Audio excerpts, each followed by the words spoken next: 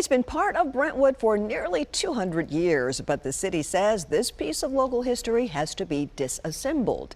It's a move that's brought on some pushback from those hoping such a familiar site can be saved, Carrie. Yeah, but the city says the deterioration is just past that point. News Channel 5's Forrest Sanders heads out to Brentwood to find out how much time this house has left.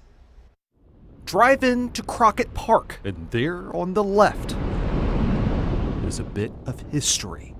The Brentvale log house was built in 1830, a homestead at one time owned by the Gatlin family of the country music Gatlin Brothers fame. Once on Old Smyrna Road, it was moved to Crockett Park in 1993 and is now owned by the city of Brentwood. But city officials say right next to the front door, you can see the problems. Assistant City Manager Jay Evans says it's beyond repair. So number one can see the deterioration in these logs. They're losing their structural integrity. This wall has begun to compress and bow, and unfortunately it's to an extent that it cannot be salvaged. The city's placed this fence all around the house, saying that this isn't structurally sound enough to have anybody near it. It is completely compromised through wood rot. Starting Monday, the cabin will begin a 3-week process of being disassembled. There's pushback from some in Brentwood, calling for a place that's part of history to be left alone or repaired. Evans says the Brentwood Historic Commission agreed disassembling the structure was the best thing they could do. There's nobody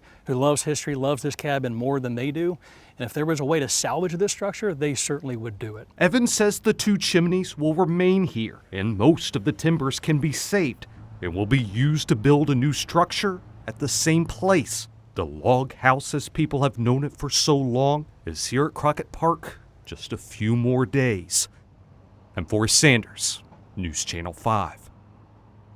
Evans tells us it's still being determined what the new structure will look like. He believes 60% of the timbers can be salvaged.